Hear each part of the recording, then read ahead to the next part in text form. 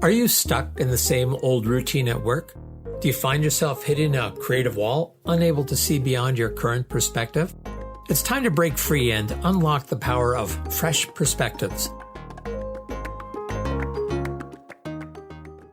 David Gouthro, back with Discover Fresh Perspectives. Today, I have the pleasure of having with me Eli Portnoy. Welcome, Eli. Thank you so much, David. So glad to be here. So, Eli, one of the things that I understand you're quite passionate about is about customer experience, customer feedback, things like that.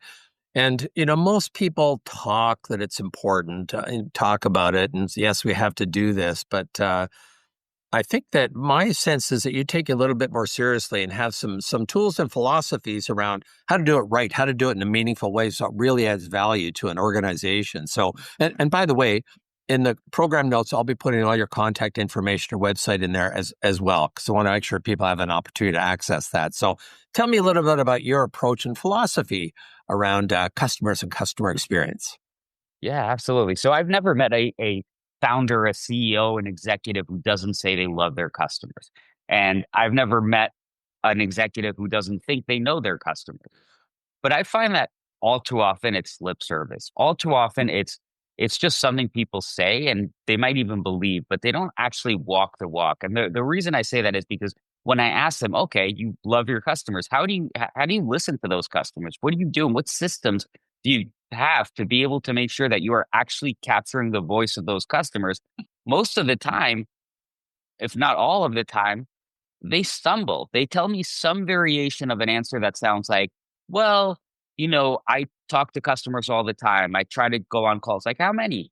I like once a month, once every other month, I'm able to jump on a call. Or we have a customer success team and account management team, and they talk to customers all day long and they tell me what's going on. Okay. Do you have a meeting where they're sharing this with you? Is there like a formal process? How often are you getting this? It's like, well, no, they tell me, I know, I have a really good sense. So everyone thinks they know their customer. Everyone claims to love their customer and to really listen. And yet I find that the lack of systematic approach is a real blind spot, especially in B2B. And I think B2C, it's a lot better because you do have like actual voice of the customer programs, you have survey programs, you have a whole bunch of stuff. But at least in B2B, it's a big blind spot for folks. So what are some delusions that companies are under, thinking that they're actually getting the real information and a sufficient timely enough that they can actually do something with it? Yeah, it's so interesting because I think of customer feedback as falling into two camps. There's the camp or like the bucket where it's like customers as a whole in aggregate are telling me something that I need to do. Either they're telling me that the market is changing, or there's a new competitor that I need to watch out for, or the quality of my product is eroding, the quality of my service. These are big general patterns and trends that are happening in my business that I need to know about because I need to react to them. And then the second is when a specific customer is having an issue or a situation that needs to be resolved. And those are the two kind of buckets of customer feedback. And I find that most executives and most teams and most companies have blind spots on both sides. How many times have we as like consumers called a company or us as businesses called a company and like mentioned our frustration and felt like it was going nowhere? And as a B2B customer, like you're spending a lot of money with that business. Your job and your business and the things that you're doing are dependent on this company delivering what they promised. And when you talk to them and you talk to your CSM or your AM and they're not responsive or they're not able to help you in the way that you need, it's really frustrating. And there's no remedy for that because the reality is those executives aren't listening. And so I think that the blind spot for companies is they don't have a systematic way of making sure that when customers are unhappy or when customers have feedback or when customers are flagging things, they don't have a way to make sure that they are hearing it. And as a result, they're leaving their customers frustrated. So two questions are coming to mind, and the second one is the more important one. But the first one is, how might a customer know if their feedback is going nowhere? Like, at what point do you decide, wow, what a waste of time that was? Are there any symptoms? Well, if it gets resolved or not, right? Like A company that listens is a company that is a hearing about what's happening, following up, letting them know that they've taken into consideration. It doesn't necessarily mean that you're going to act on every little thing that a customer says. Like sometimes, a customer asks for a feature and they're the only ones asking for that feature, and you cannot prioritize it. But a company that listens will have heard it and we'll get back to that customer and say, we hear you, we get it. It's not something that we can prioritize. A company that doesn't listen will basically like say, oh, like great, and never come back to that customer. But even better is when a company that listens will actually make changes based on what those customers are saying. That's what's most empowering. If you, as a customer, share your feedback, you want to know that the company is not just listening, but acting on it. But you can't act on it if you're not listening. So how do you do this? When you talk about a system, the customer feedback comes in different places. It might come in through sales, it might come in through the rental department, it might come in through operations, all those sorts of things. Like, how do you ensure that you capture all of that information in a meaningful way and a way to actually track if it actually gets executed on? Yeah, I mean that is the question, right? Like that is why so many businesses don't do it. If it was easy, they would all do it. Um, I think of like an analogy, which is a restaurant. My wife and I love to go out to dinner, and every couple of weeks we get to go out to a nice restaurant, and we sit down and we have like a 2 hour meal. And over the course of those 2 hours, we interact with our waiter quite considerably, and we'll say things like, I really like this dish. This was amazing. And this one was too salty. And, sometimes we sit outside and it's a little bit chilly and we ask them to turn on the heater or the music is a little loud. Like we are having all sorts of interactions that naturally lead to feedback. And because that waiter probably has another 7 or 8 tables that they're serving, and there are 4 or 5 other waiters or waitresses at that restaurant, the reality is that feedback is not going to make its way to the chef, and it's not going to make its way to the maitre d', and it's not going to make its way. And there is no really great system that they can put in place to help with that, except that now we have this concept of AI, which actually makes it feasible. So imagine in this restaurant example, if you could put a little listening device at every table, and that little listening device had AI, and it was able to say, oh, wait, Ellie just talked about how this dish is salty. I'm going to grab that piece and not everything else, because not everything else is relevant to the chef. And I'm going to pipe it directly into the menu planning board that the chef is using to figure out what the menu will be tomorrow. That's how you do it. You have to find systematic, automated ways of capturing feedback, analyzing the feedback, and sharing the feedback. Otherwise, it doesn't work. And that's effectively what we're building at Backengine. It's a systematic way of collecting this, not in a restaurant setting, but in a B2B setting, because your customers are talking to you. Like you said, they're talking to sales, they're talking to the rental department, talking to all these different places. And if you're asking the sales team to capture that feedback, figure out what matters to who, and share it with them, it's never going to happen. It has to be automated. So I just want to repeat, because folks that are listening to this, so Backengine is the name of a company. Is that correct? That's right. That's the company that we started about 2 years ago. Okay, so maybe could you tell listeners a little bit about what that company does, how you do it, how you gather that information? I'm just looking at your website, and I actually like the phrase that unlock a high velocity customer feedback loop, because it's not just about capturing and having to go somewhere. It's fast and it's something that can actually be used. So how do you go about doing that? Tell me about your company or the service you provide. Yeah, absolutely. So the basic idea around the high velocity customer feedback loop is that all this feedback is coming, and it's both really hard to capture what they're saying. It's really hard to get it to the right people. And even when you do, most companies tend to do it pretty slowly. And that's a real problem in a day and age where the market is just moving so quickly, where things are changing so fast.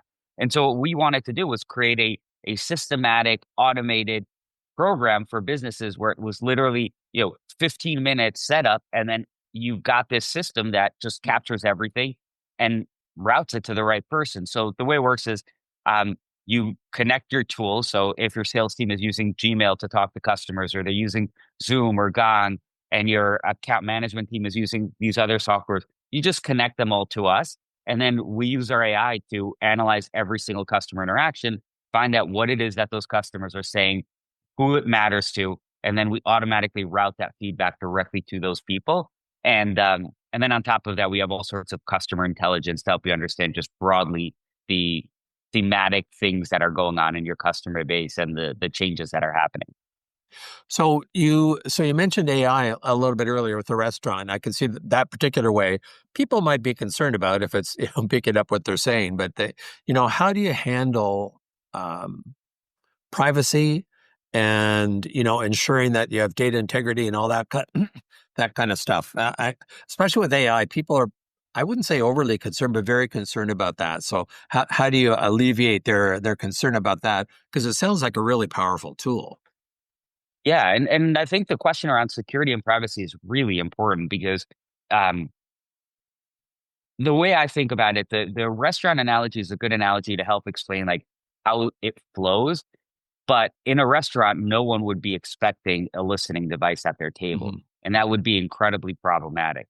In a B2B setting, the customer is calling, and the company has a like a duty to tell the customer that they are going to record the call, and most do, whether it's a note taker on a video call or a little prompt on the phone call that says this call is being recorded for quality um, and training purposes, like they have to display they have to let the customer know. And once they let the customer know, they can analyze it for quality and service. And that's exactly what we're doing for them. So we're just automating that process for them instead of having a manager sort of like have to listen to those calls and likely only doing one out of every 100 calls.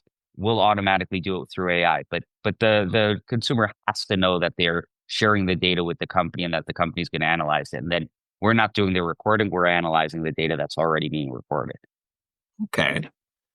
Very good. But one of the questions I asked before we started is how big a customer base does an organization have to make software like this provide value back to them? Because I mean, it's obvious that customer feedback is really important, and there's a cost benefit sort of that fits in there. So I probably don't have enough clients or customers. I'd like to do something about that, Ellie, if you can offer some suggestions there, but to make it worthwhile. But I have a number of clients that do have many businesses. So is there kind of a minimum? If you have this many, it really helps to start looking at a system like this because there can be tremendous payback.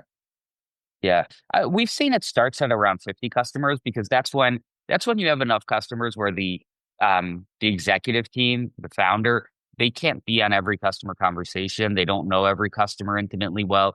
They're not hearing it. If you have one person who's on every conversation, you don't really need a system. They're hearing everything. It's just when it starts to get spread and lost and sort of like scattered that it really helps to centralize all of that into one consistent place and then make sure that there's a program to get into out there. So yeah, I would say it's about 50.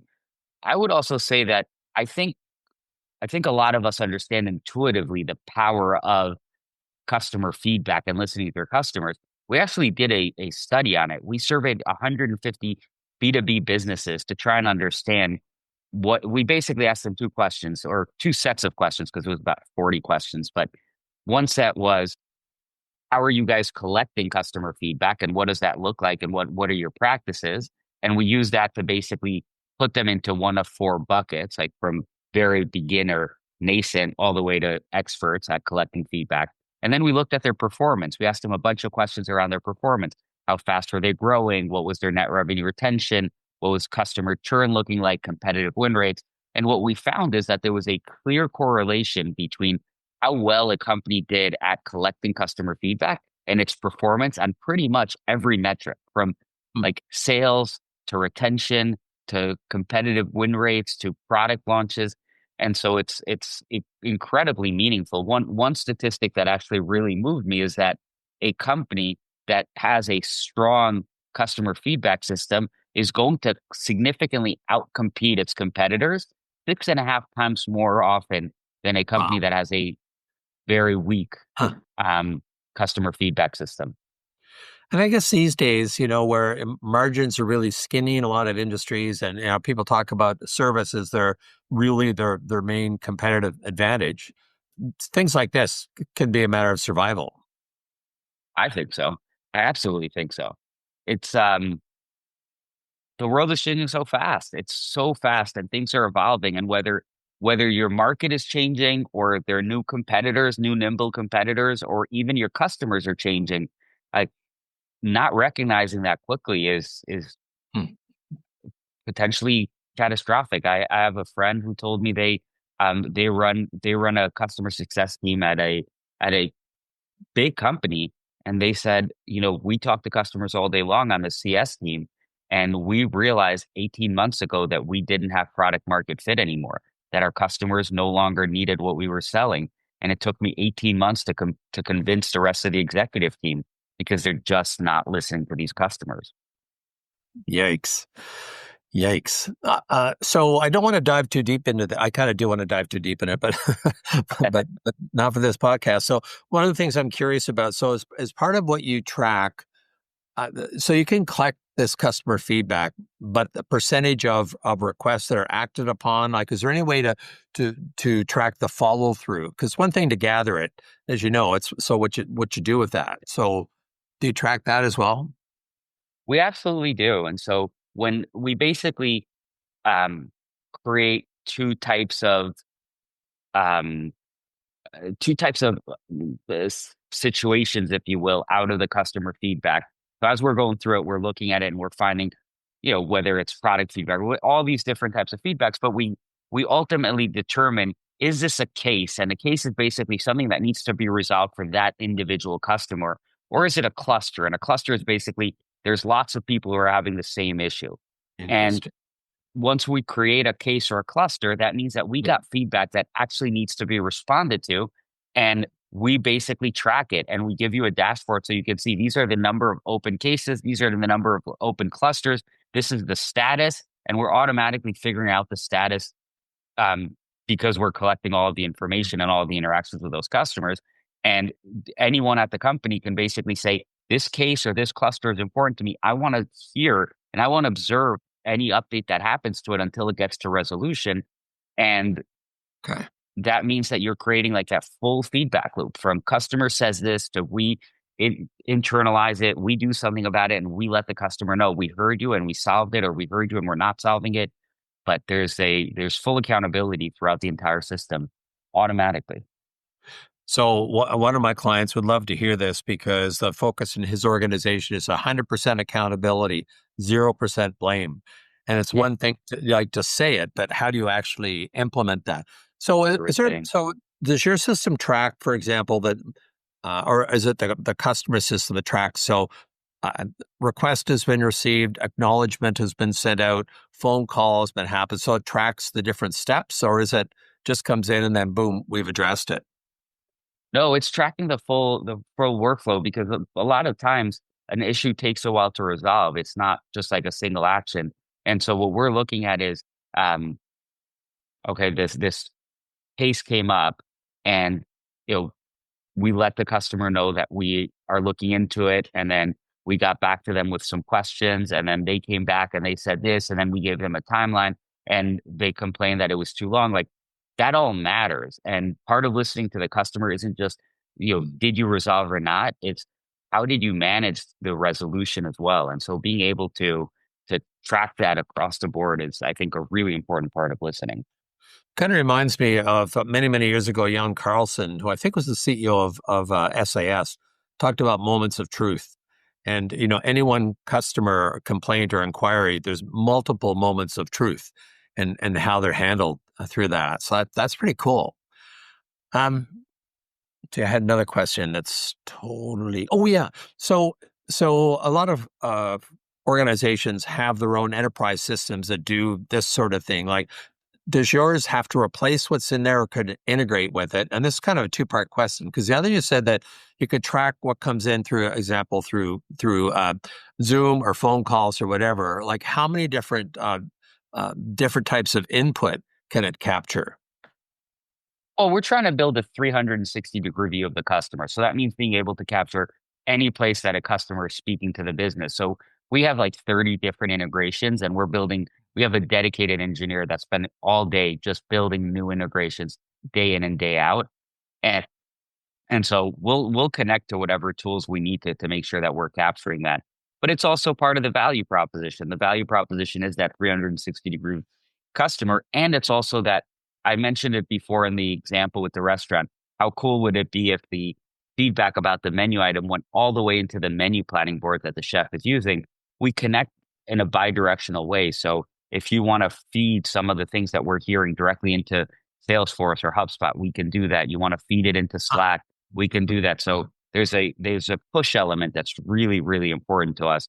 Um, but I don't think we supplant to I don't think we replace tools. I think what we do is we augment them. So whatever Okay. CRM you're using, CSP, it doesn't matter. We want to grab data from one place and push it into the other place. We're connectors. So we call ourselves back engine. We want to be the engine that connects Okay. everything. Very cool.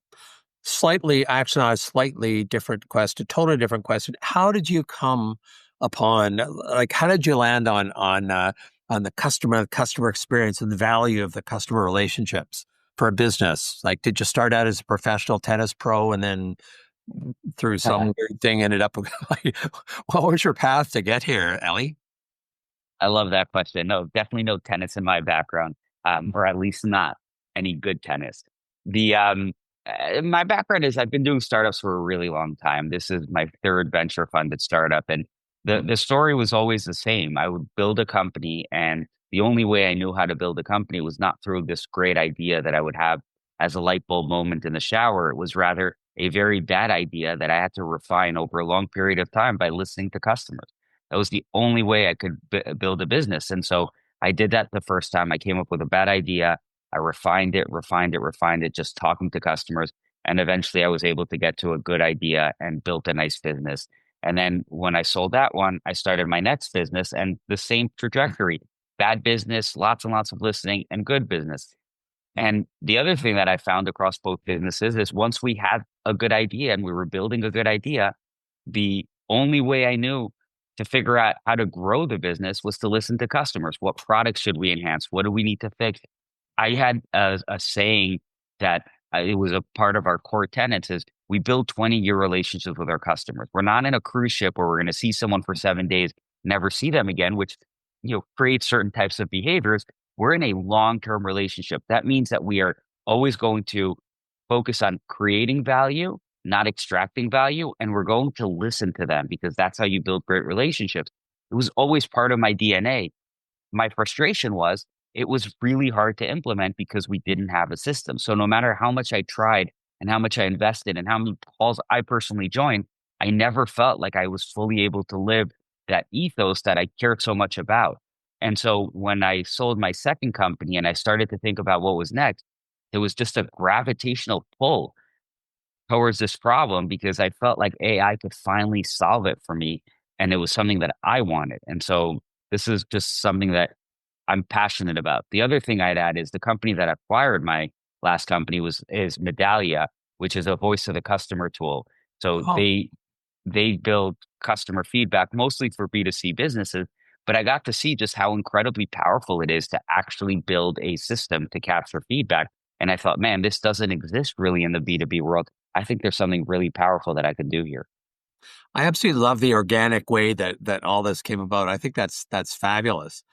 Another thing I'm curious about that might help some listeners. What are some of the tools that people think are giving them customer feedback that actually aren't?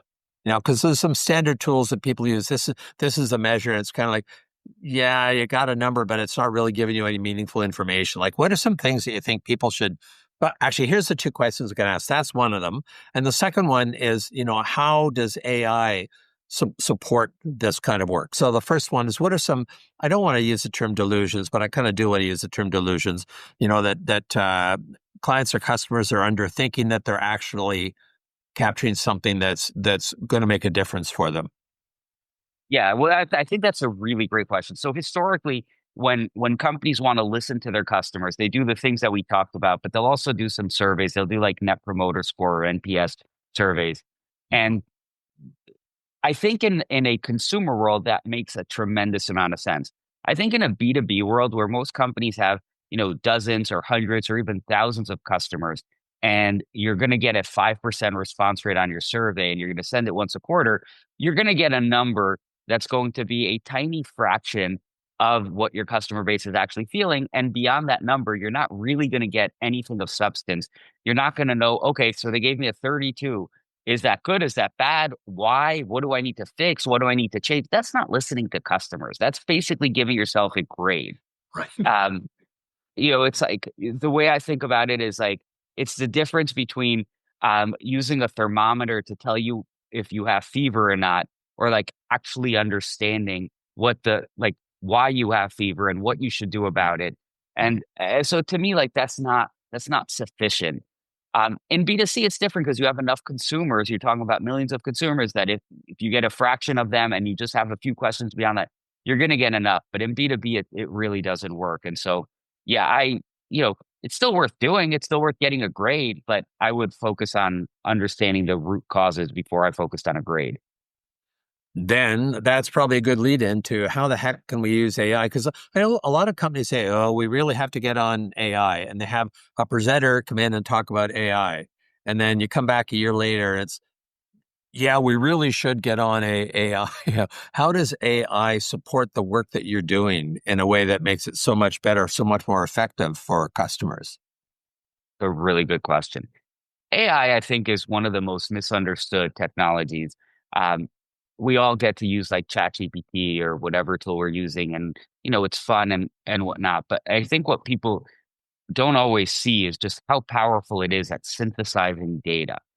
It hallucinates when we ask it a question about some like fact or some piece of knowledge that we wanted to retrieve because people misunderstand what an LLM does is it has all the knowledge in the world, but it's kind of like me or you. If you put me in a library for 2, 3 hours and you told me, not 2, 3 hours, 2, 3 years, and you told me read every book, I would get smarter by doing that.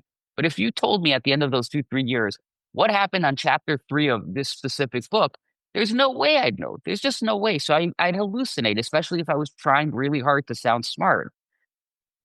But if you gave me a single book and told me go read that book and study it and spend a lot of time on it, and then right after I finished that book, you asked me some questions on it, I'd be able to do a really good job. That's how I think of LLMs. And Sorry, when it comes to that's large language model for those that aren't large familiar language with that models, term. yes, sorry, large language models. So when I think about the ability to synthesize and the fact that they're so good at it, and you think about the customer feedback that we're getting, all the calls that we're having with our customers, all the video conversations we're having them, all the emails they're sending us, and you say, LLMs, go and synthesize these for me. Tell me what actually matters here. They're really, really, really good at that. So in an ideal world, before large language models, what I would have done if I had infinite resources and someone said, I want to listen to my customers, I would have someone analyze every single customer interaction and I would have them catalog it and categorize it and do all these things. That would have been prohibitively expensive, Mhm. but that would really be the only way to systematically do it. But with LLMs, you can actually now do it. You can have an LLM read every single interaction, figure out what matters, what doesn't matter, summarize it, send it to the right people. Like, so LLMs are really the big unlock for being able to listen to your customers at scale in a B2B setting. That's, I think that's really good concrete use of it. And I think you can see how it gives you exponential gain doing it that way. And it makes it much more affordable, right? Which is great. Yeah, Um, feasible. so you mentioned a report earlier. Is that a report that's publicly available? It is. Yeah, yeah. If you go to backengine.ai slash feedback, it's up there. Anyone can download it. It's actually full of really cool stuff. I'm very proud of it. Okay, so I'm going to make sure I put that in the program notes because that sounds like a really great resource. So Yeah. is there any question that you think you'd like me to ask that I haven't asked yet? We have a couple of minutes left. What have I missed? Oh, I think that was very comprehensive. I think it's a fascinating topic, and I've really appreciated getting to talk to you about it. Yeah, well, thank you very much for being here, Ellie. I really appreciate it. Thank you, David. This was a lot of fun. So, David Gouthro, discover fresh perspectives. Come on back next week and let's get some different perspectives on a totally different topic. See you then. Or you won't see me then. Hear me then. I'll hear you then. I won't hear you. We need some customer feedback, Ellie. We'll have to work on that. Subscribe now because on Fresh Perspectives, every episode is an opportunity to explore new horizons and redefine what's achievable.